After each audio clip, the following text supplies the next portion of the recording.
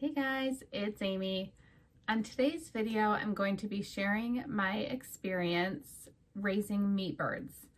Yeah, essentially my goal is to be self-sustainable, and I knew that I would never probably become a vegetarian, and so I embraced this and I did do a lot of video throughout this process, so I'll kind of pop back and forth to that.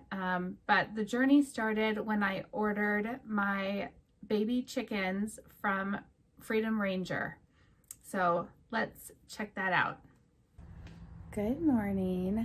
I saw that my chickens have been checked in to my local post office, and so I'm getting their brooder ready here in my garage.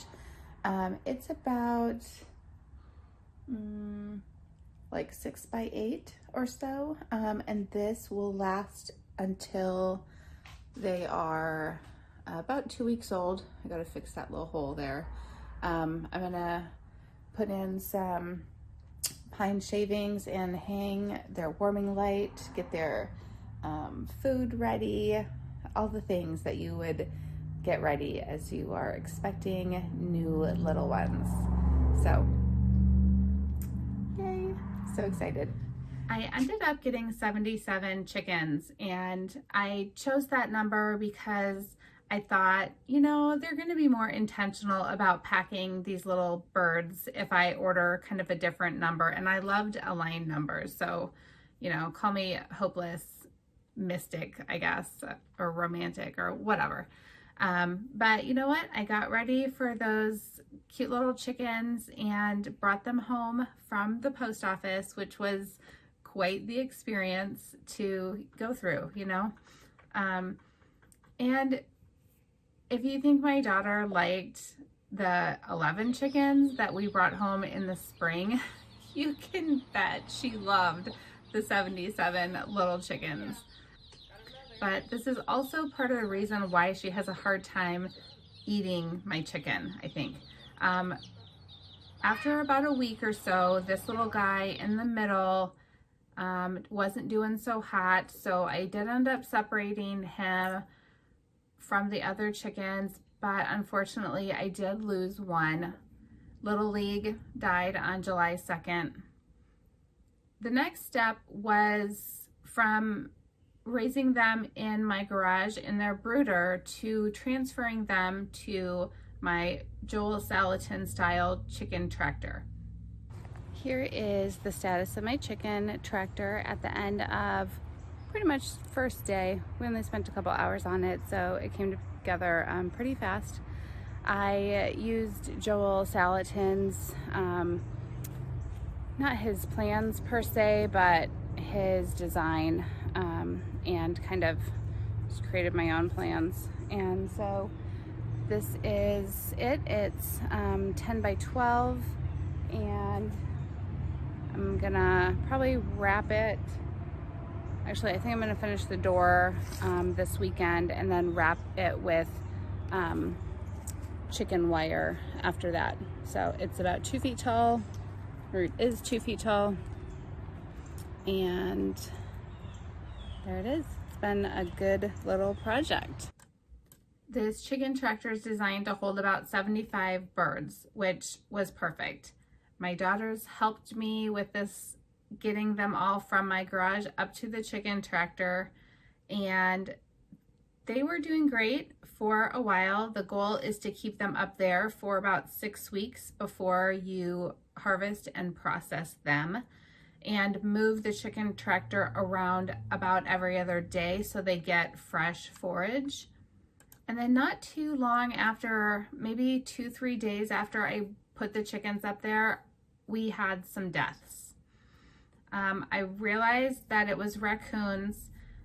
I trapped them, and some people would say that I'm heartless because they did not make it by design.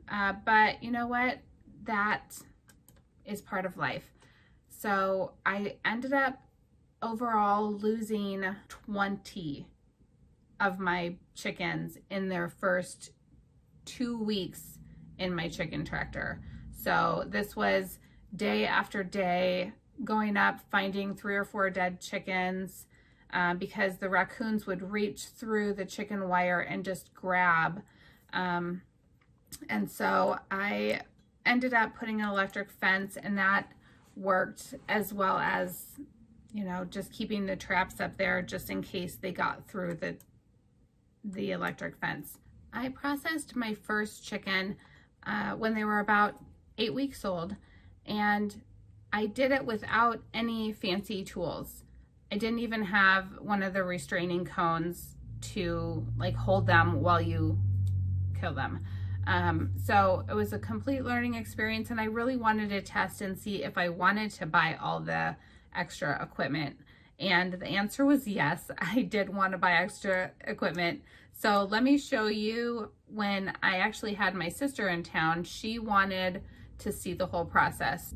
So I showed them, and we processed, I think, 10 chickens at that time. So I processed my 60 chickens that I had left after all the raccoon incidences in 3 to 4 separate days. So I did about 20 at a time, and I did them largely myself. And it was mostly my choice. I did have some friends, one day they helped me cut up the birds and package them, and that was very helpful. I had a spot in the woods where I had my cones hanging on a tree, and you can see it here in this close-up picture, and that's where you kill them. And I brought them down in a wheelbarrow to my house. You have the water that you drop them in and basically plunge them in for about 30 seconds, and that helps to loosen the feathers. And I did end up springing for the chicken plucker. It spins and has these little fingers that get all the feathers off, which is a great tool to have in your arsenal. Then after that, you have to clean them, and then you decide whether you want them to, you know, be packaged whole, or if you're gonna cut them up. And I cut about half them up and vacuum sealed them, and I have about half of them that I left whole. So essentially that was my process. And again, you know, I did the whole processing of them with as much like love and reverence for the chicken as I could, because I fully believe that, you know, the energy that goes into the animal that I'm eating, like, somehow transfers to my own body and psyche, which is why I really, you know, don't agree with the whole factory farming process, and will definitely, possibly on an annual basis, process chickens for myself. And if I decide to sell them in the future, you know, I'll cross that bridge when I come to it.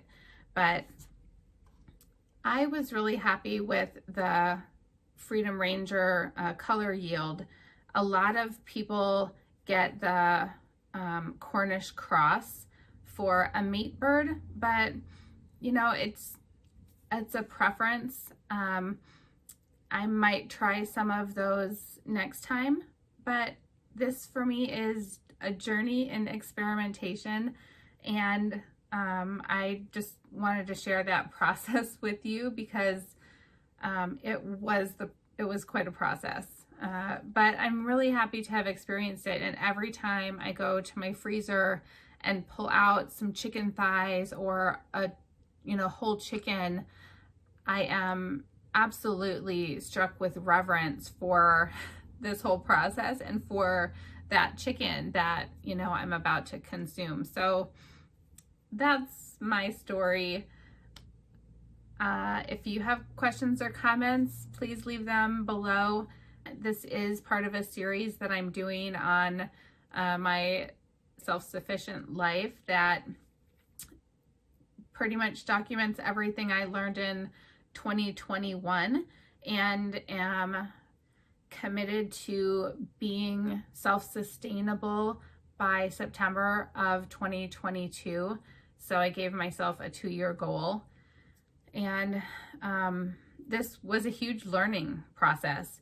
The first chicken that I killed, I did by myself in the woods, and it was, you know, an emotional experience. I'm not completely heartless.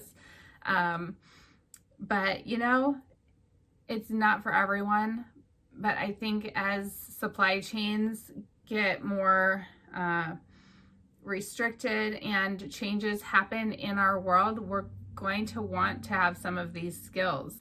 As far as how much it cost me, the biggest expenses would probably be the chicken plucker, which was about $500 from Yardbird, and the feed. Towards the end, they were eating like 30 pounds of feed a week or a day. No, not a day. That would be insane.